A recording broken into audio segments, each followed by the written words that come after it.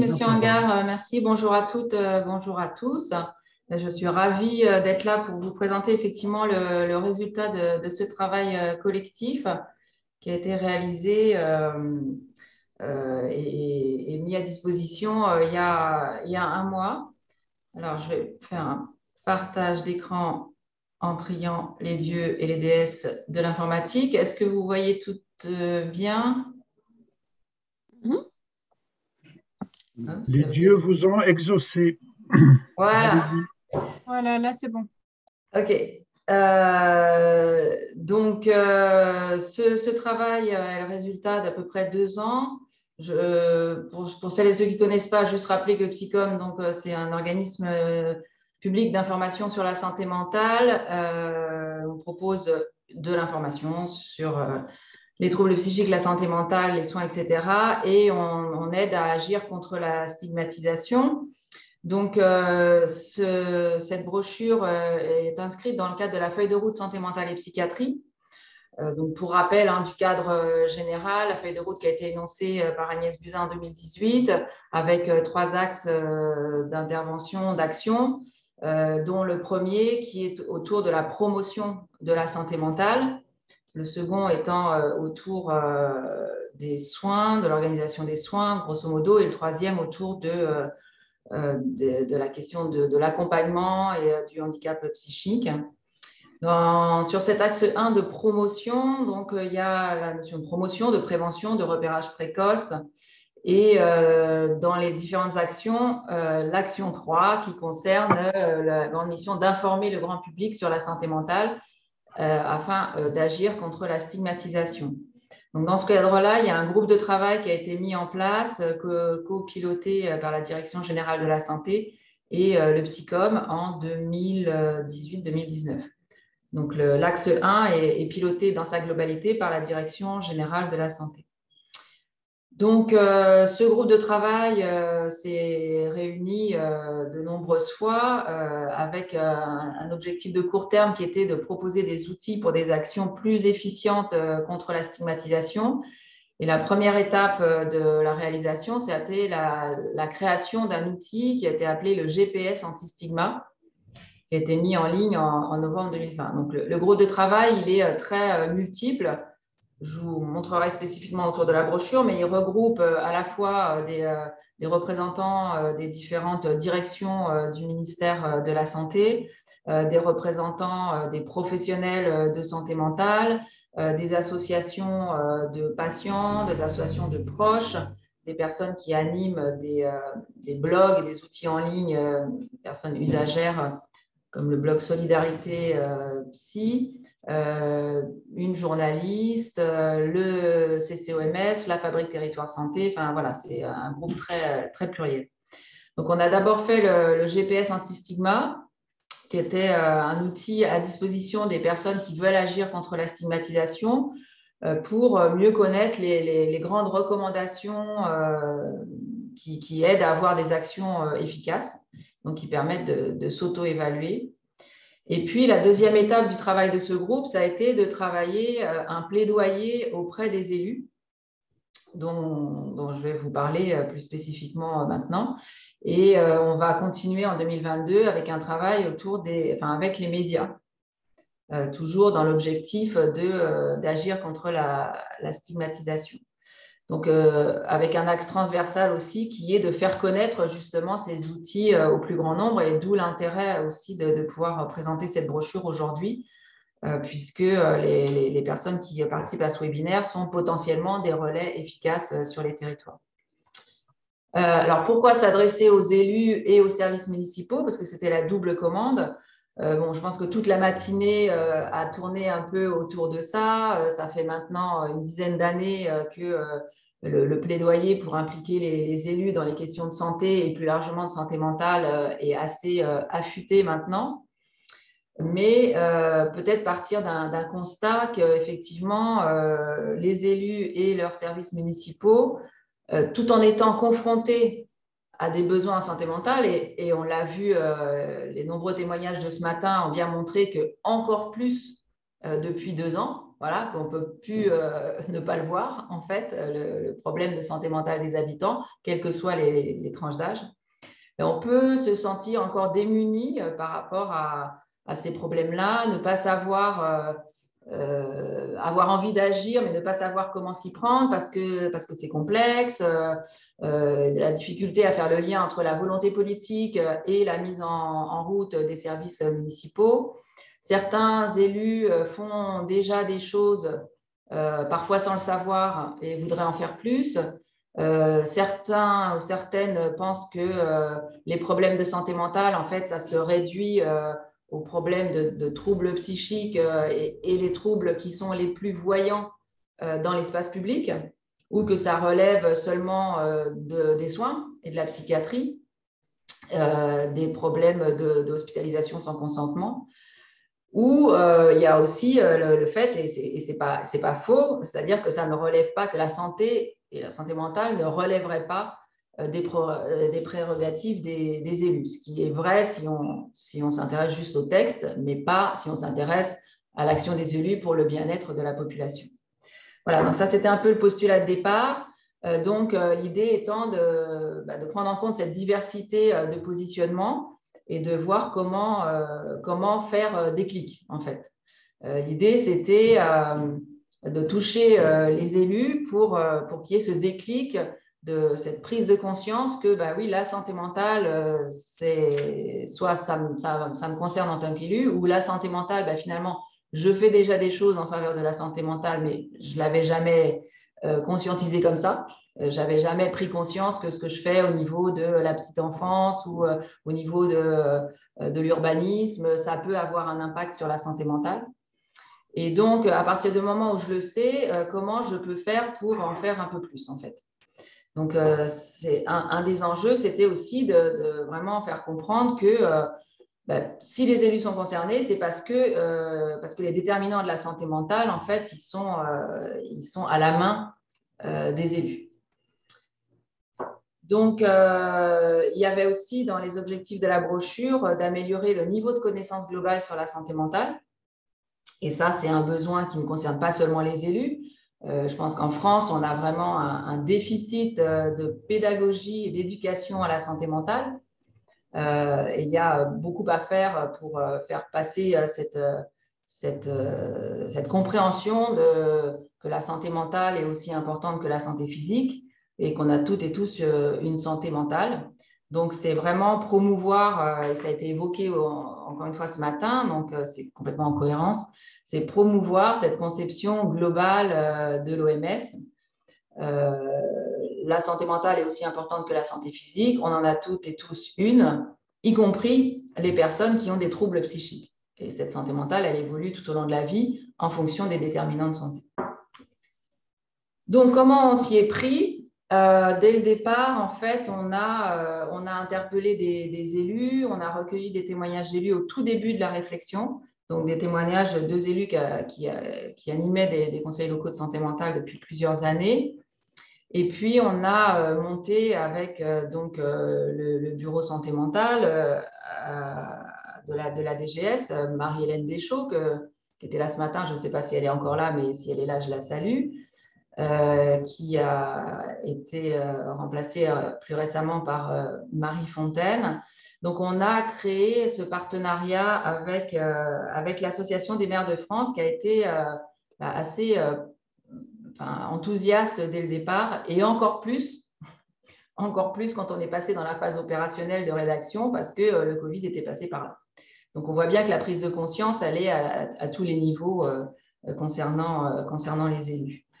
Donc, des échanges avec la commission santé de l'AMF qui a été mise en place en novembre 2020, qui s'est trouvée vraiment très attentive aussi à ces questions-là.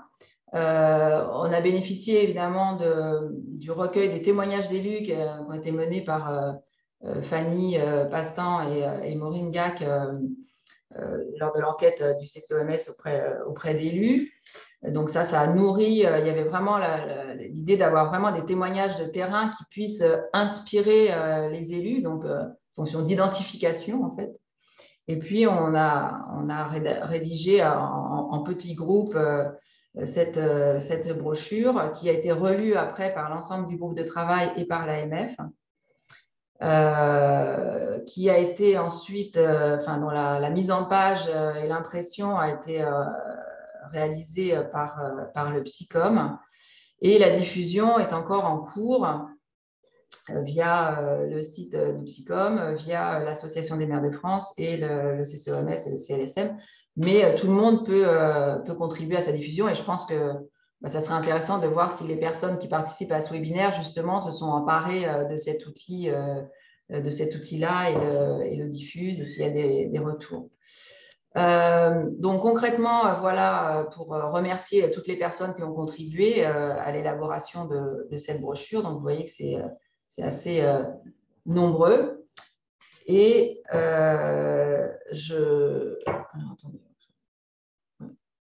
je vais vous présenter donc la brochure en tant que telle, donc, qui est disponible sur le site du Psycom. Donc voilà, donc l'idée d'avoir quelque chose d'assez assez progressif, donc à expliquer en quoi les élus sont concernés et donc faire passer des concepts, la notion de santé mentale, qu'est-ce que c'est, avoir des repères au niveau des concepts. Vous voyez les témoignages d'élus qui viennent illustrer justement leur positionnement pour celles et ceux qui ont intégré cette notion-là. Là, sur la page de gauche, cette infographie qui a été adaptée du travail qu'a fait Minds, qui est un organisme suisse qui a produit des documents pour bien comprendre les déterminants de la santé mentale.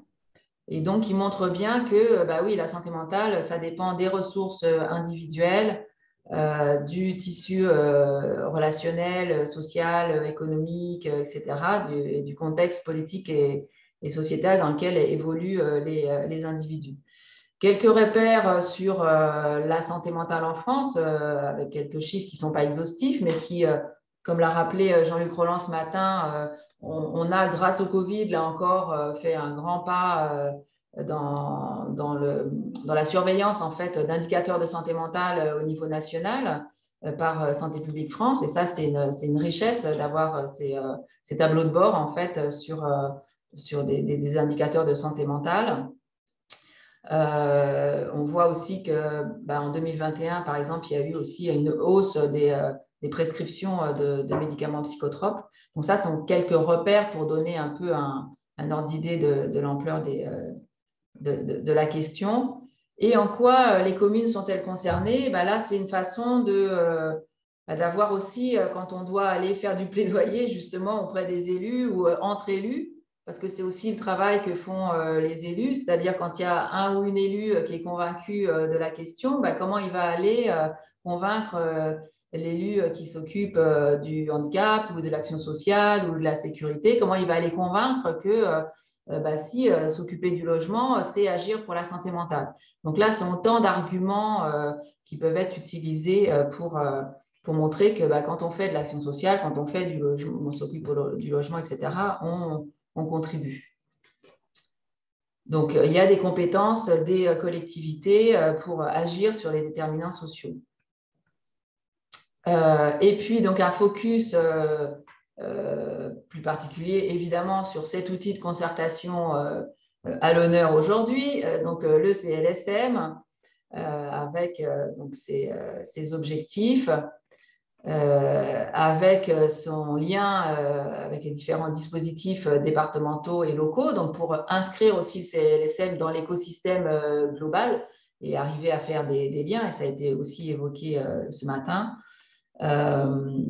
Comprendre qu'on peut inviter à la table de concertation d'un CLSM un grand nombre d'acteurs qui vont contribuer aussi à ces actions-là. Et puis encore une fois, tout le monde peut faire sa part. Et si on reprend les grandes lignes d'action à la fois des élus en termes d'engagement politique et des services municipaux en termes opérationnels, eh bien oui, l'action sociale peut par exemple contribuer avec des exemples très concrets de terrain. qui peuvent être aussi inspirants. Inspirant, c'est-à-dire dire, ah bah tiens, Cherbourg a fait ça, ah bah tiens, bah, je vais peut-être aller voir ou appeler mon collègue pour savoir comment ça s'est passé. Ah bah tiens, premier secours en santé mentale, je ne connaissais pas. Ah bah tiens, les semaines de santé mentale, je ne savais pas que ça existait. Toutes les villes pourraient s'impliquer dans les semaines de santé mentale, etc. Donc, des sources d'inspiration. On a recueilli aussi auprès des élus, et ça je pense que c'est important, c'est-à-dire c'est pas seulement un plaidoyer, c'est aussi l'objectif de ce document, c'est d'être vraiment très concret et donc d'avoir aussi partagé des points de vigilance signalés par les élus qui se sont déjà emparés de la thématique. Donc inscrire les projets dans la durée, mener des actions régulières, c'est-à-dire que la santé mentale, ça ne soit pas une fois de temps en temps pendant les semaines de santé mentale, mais que ça soit vraiment inclus comme une ligne d'action transversale dans l'action de l'équipe municipale et des services. On l'a évoqué ce matin, le point 4, là, sur informer, orienter les personnes vers des ressources locales. On a vu que, effectivement, Alexandra Fourcade ou d'autres ont bien montré qu'il y a eu, et l'enquête du CCOMS a bien montré qu'il y a eu énormément de travail fait par les élus justement pour pointer les ressources locales pour les personnes. Une petite mention peut-être pour la citation d'Éric Piolle, le maire de Grenoble, qui, je trouve, résume assez bien tout ce qu'on est en train de dire depuis ce matin, c'est qu'il faut toute une ville pour rester en bonne santé. Rajouter, il faut toute une ville pour rester en bonne santé mentale. Les facteurs de réussite. Une question importante aussi qui a été remontée par l'AMF, c'est où trouver des financements, et ça a été évoqué ce matin aussi, sur augmenter les salaires des cordeaux, sur dégager des budgets, parce qu'effectivement, la santé mentale, c'est pas gracieux. Ça mérite un investissement financier. Voilà. Et puis, des tas de ressources pour aller plus loin, à la fois pour comprendre les concepts qui sont évoqués dans la brochure et pour agir avec donc énormément de pistes. Ça n'a pas vocation à être exhaustif, mais voilà, ce sont des éléments importants à prendre en compte. Et pour terminer, donc, dire que cette brochure, donc, outre le fait qu'elle a été diffusée, enfin, elle est en cours de diffusion par l'AMF, donc en brochure papier, via les délégations départementales, un routage auprès des délégations départementales, un relais dans les supports de communication de l'AMF. Il y a une palette qui est arrivée aussi au centre collaborateur OMS pour une diffusion des brochures. Ça aurait dû être l'occasion si le virus nous avait laissé tranquille que chacune et chacun aujourd'hui ait déjà en main la brochure si on s'était vu en vrai. Donc, je crois qu'il y a un routage de prévu. Maureen, peut-être quelque chose aussi pour diffuser, peut-être tu en diras un mot après, pour que ça arrive, l'exemplaire papier, dans les mains de chacune et chacun.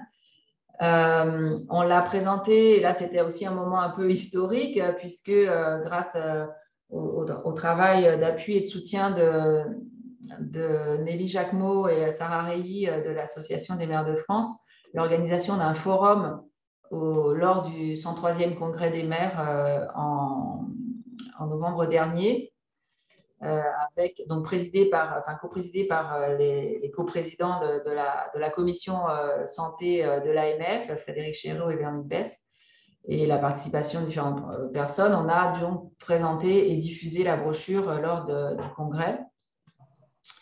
On l'a faite, la brochure, de manière à ce qu'elle soit imprimable facilement aussi sur n'importe quelle imprimante personnelle ou imprimante d'établissement de santé ou de mairie, etc. Donc, elle est tout à fait possible qu'elle soit diffusée comme ça. Donc, juste après, pour terminer, l'impact, nous, on a fait une communication donc, sur les réseaux sociaux. Donc, ça a été mis en ligne le 15 novembre et en fait, il y a eu un succès incroyable de cette brochure sur les réseaux sociaux. Je pense que c'est pareil du côté du CCOMS. C'est-à-dire, nous, c'est meilleur tweet, meilleure publication Facebook. On a explosé les plafonds de vues sur Facebook. Donc, je pense qu'il y a vraiment une appétence pour ce sujet-là, ce qui est un très bon signe. Voilà, 700 téléchargements sur notre site. Évidemment, c'est sur d'autres sites aussi. C'est la brochure la plus téléchargée sur le dernier mois sur notre site et les vues du site. Voilà. Donc, cet outil est disponible. Moi, ça m'intéresserait effectivement d'avoir les retours aussi des personnes qui l'ont lu, voir un peu l'usage qu'on peut en faire. Il y a un succès, en tout cas de réception. Et j'espère que ça permettra justement de faire avancer à la fois la cause et en même temps de donner des pistes concrètes d'action et de rassurer sur la légitimité des élus et des équipes municipales à agir en faveur de la santé mentale. Je vous remercie. Merci, Madame Caria. On a encore quelques petites minutes. Est-ce que quelqu'un veut...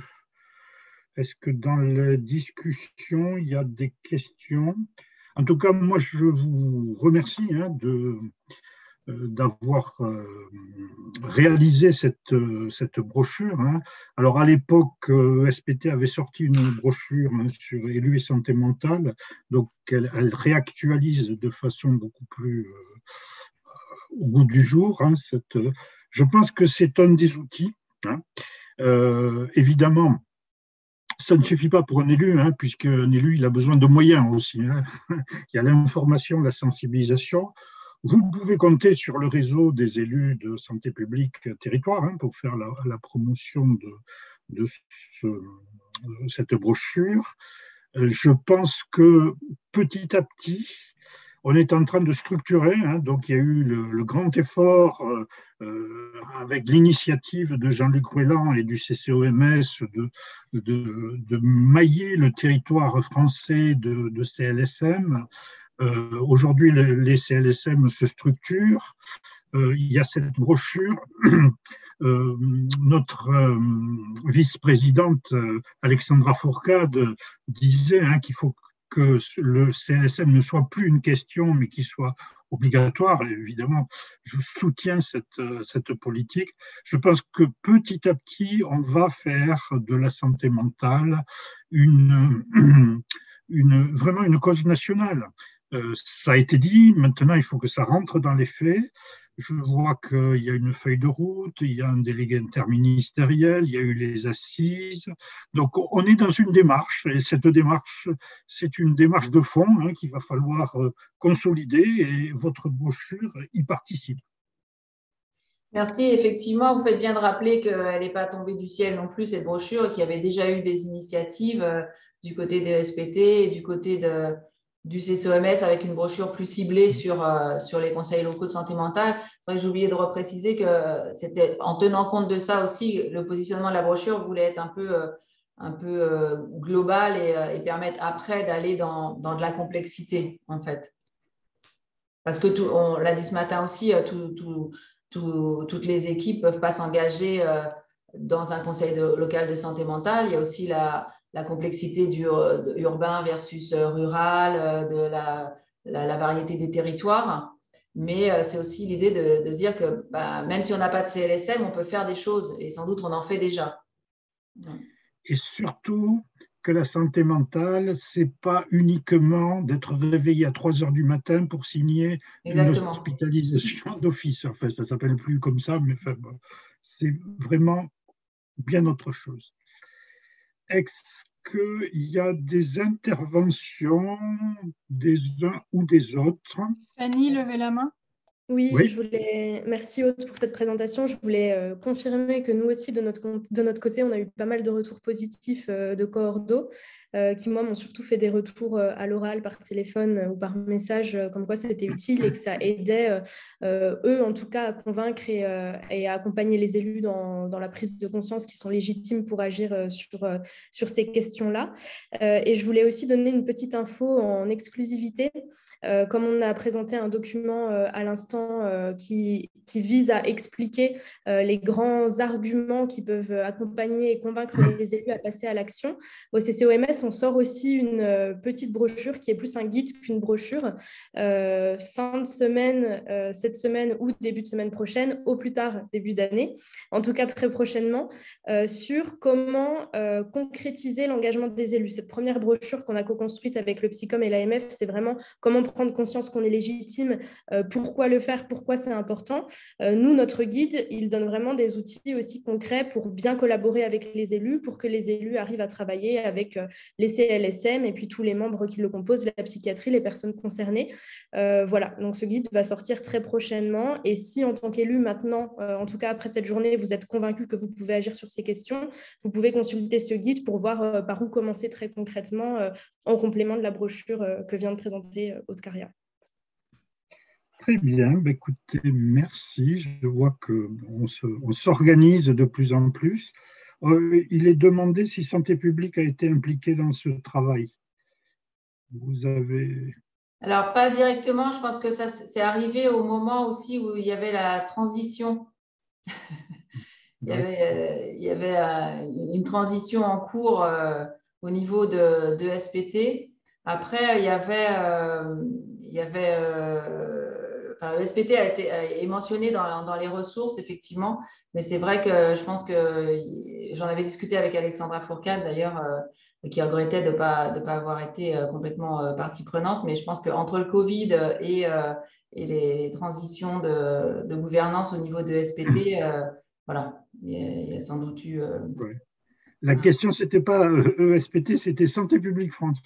Ah, Santé publique France. Oui, pardon, excusez-moi. Du coup, je fais une réponse un coup à deux bandes. Donc, ESPT, voilà. Et Santé publique France, oui, dans la mesure où dans le groupe de travail, il y avait Ygritte Gileso qui fait partie du bureau santé mentale de Santé publique France et qui est complètement partie prenante de la vision globale de la santé. Voilà. Très bien. Merci, Madame Caria.